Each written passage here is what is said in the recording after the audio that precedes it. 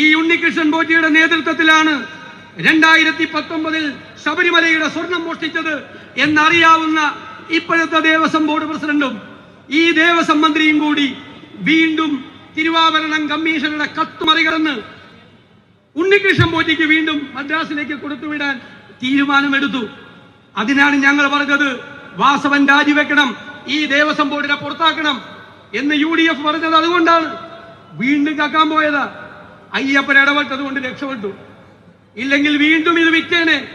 അയ്യപ്പന്റെ തങ്ക വിഗ്രഹം കൂടി ഉമാരെ അടിച്ചുകൊണ്ടുപോയത്. അയ്യപ്പൻ അറിയാം അത് സംഭവിക്കുമെന്ന്. അയ്യപ്പൻ ആക്ട് ചെയ്തുകൊണ്ടാണ്, ഇതെല്ലാം പുറത്തു വന്നത് കൊണ്ടാണ് ഇത് നടന്നത്. ഇപ്പൊ ഇന്ന് ഉണ്ണികൃഷ്ണൻ പോറ്റി പറയാ എനിക്ക് കുറച്ച് കിട്ടിയുള്ളൂ, ബാക്കി മുഴുവൻ അവന്മാരെ അടിച്ചുകൊണ്ടുപോയെന്ന്. ഏതാവന്മാരെ അടിച്ചുകൊണ്ടുപോയത്? പറയണം പിണറായി വിജയൻ. ആരാണ് അടിച്ചുകൊണ്ടുപോയതെന്ന് നിങ്ങൾക്കറിയാം.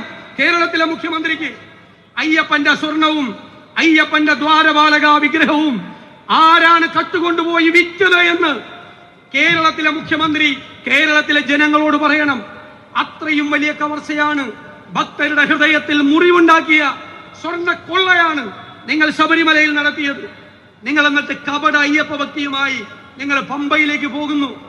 ഞങ്ങൾ ആവശ്യപ്പെട്ടത് എന്താണ്? നിങ്ങൾക്ക് അയ്യപ്പ ഭക്തി ഉണ്ടെങ്കിൽ നിങ്ങൾ ആദ്യം ചെയ്യേണ്ടത് സുപ്രീം കോടതിയിൽ കൊടുത്തിരിക്കുന്ന സത്യവാങ്മൂലം നിങ്ങൾ പിൻവലിക്കണം. തയ്യാറുണ്ടോ കേരളത്തിലെ മുഖ്യമന്ത്രി? ശബരിമലയിലെ സമരമുണ്ടായപ്പോൾ ആയിരക്കണക്കിന് സ്ത്രീകളടക്കം നാമജപ ഘോഷയാത്ര നടത്തിയതിന് എടുത്ത കേസുകൾ പിൻവലിക്കാൻ നിങ്ങൾ തയ്യാറുണ്ടോ? നിങ്ങൾ പറയണം ഈ ദേവസ്വം മന്ത്രിയെ രാജിവെപ്പിക്കണം, ഈ ദേവസ്വം ബോർഡിനെ പുറത്താക്കണം. ഈ ഉദ്യോഗസ്ഥന്മാർ, ഇതിനെല്ലാം കൂട്ടുനിന്ന കുറെ ഉദ്യോഗസ്ഥന്മാർ, ഇവരുടെ ചൊൽപ്പടിക്ക് നിൽക്കുന്ന ഉദ്യോഗസ്ഥന്മാർ, ഇത് കഴിഞ്ഞപ്പോ അവരെ ഏറ്റുമാനൂർ അമ്പലത്തിലേക്ക് വിട്ടു. ആ സെറ്റിന് ഏറ്റുമാനൂർ അമ്പലത്തിൽ ആദ്യം സ്വർണം കെട്ടിയ രുദ്രാക്ഷമാല പോയി. പക്ഷേ ശബരിമല ഏറ്റുമാനൂരും തമ്മിലൊരു വ്യത്യാസമുണ്ട്. ശബരിമലയിൽ സീസണിൽ 1-ാം തീയതി ആളല്ലോ. പതുക്കെ 7.5 പൊന്നാന, മഹാദേവന്റെ 7.5 പൊന്നാന എടുത്ത് പുറത്തേക്ക് വെച്ചു, പുറത്തേക്ക് കൊണ്ടുപോകാൻ വേണ്ടിയിട്ടാ. പക്ഷെ ഏറ്റുമാനൂരിൽ ഭക്തരും ജനങ്ങളും അമ്പലം വളഞ്ഞു, കൊണ്ടുപോകാൻ പറ്റില്ല എന്ന് പറഞ്ഞു. ഇല്ലെങ്കിൽ ഏറ്റുമാനൂരിലെ മഹാദേവന്റെ 7.5 പൊന്നാന ഏതെങ്കിലും കോടീശ്വരന്റെ വീട്ടിലിരുന്നേൽ അതും വിൽക്കുമായിരുന്നു. കമന്ന് വീണാൽ കാൽപ്പണവുമായി പൊങ്ങുന്ന കൊള്ളക്കാരുടെ സർക്കാരാണ് കേരളം ഭരിക്കുന്നത്. കൊള്ള ചെയ്യുന്നവന്റെ, ഭഗവാന്റെ സ്വർണം കൊള്ള ചെയ്തവന്റെ കമ്മീഷൻ അടിക്കുന്ന ആളുകളുള്ള നേതൃത്വമാണ് കേരളത്തിലെ ഗവൺമെന്റിനുള്ളത്. അതിനെതിരായിട്ടുള്ള കേരളത്തിലെ ഭക്തരുടെ പ്രതിഷേധമാണ് ഇന്ത്യൻ നാഷണൽ കോൺഗ്രസിന്റെ നേതൃത്വത്തിൽ ഐക്യ ജനാധിപത്യ മുന്നണി പ്രകടിപ്പിക്കുന്നത്. ഞങ്ങൾ ഇതിൽ നിന്ന് പിന്നോട്ട് പോകില്ല.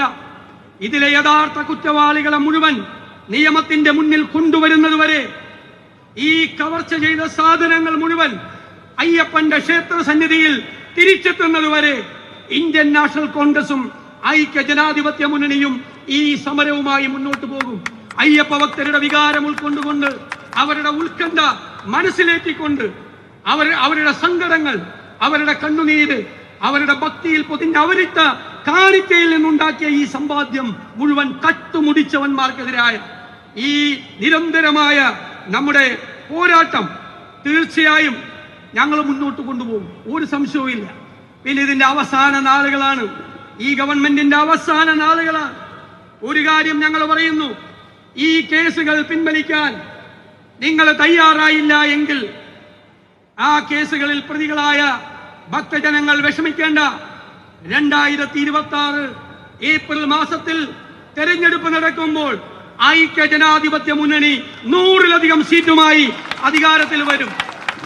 അന്ന് ഞങ്ങൾ അധികാരത്തിൽ വരുമ്പോൾ UDF സർക്കാർ ആദ്യത്തെ മാസം ഈ കേസുകൾ മുഴുവൻ പിൻവലിക്കും.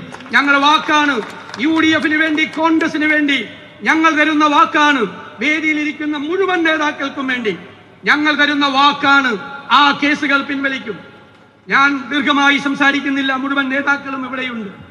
ഈ ജാഥയിൽ ആ ജാഥ നയിച്ച മുഴുവൻ നേതാക്കന്മാരെ, പ്രത്യേകിച്ച് ശ്രീ അടൂർ പ്രകാശിനെയും കൊടിക്കുന്നിൽ സുരേഷിനെയും പ്രിയങ്കരനായ ശ്രീ ബെന്നി ബഹനാനെയും ഗുരുവായൂരിൽ നിന്ന് ഇവിടെ എത്തിക്കൊണ്ടിരിക്കുന്ന ശ്രീ കെ മുരളീധരനെയും എല്ലാവരെയും ഞാൻ പ്രത്യേകമായി അഭിനന്ദിക്കുന്നു. വൈസ് ക്യാപ്റ്റന്മാരെ, ഇന്ന് ഐക്യജനാധിപത്യ മുന്നണി സംഘടിപ്പിച്ച ഈ പദയാത്ര ഗംഭീര വിജയമാക്കി മാറ്റിയ മുഴുവൻ UDF പ്രവർത്തകരെയും ഞാൻ ഒരിക്കൽ കൂടി അഭിവാദ്യം ചെയ്തുകൊണ്ട് ഈ വിശ്വാസ സംഗമ പരിപാടി ഉദ്ഘാടനം ചെയ്തതായി അറിയിക്കും.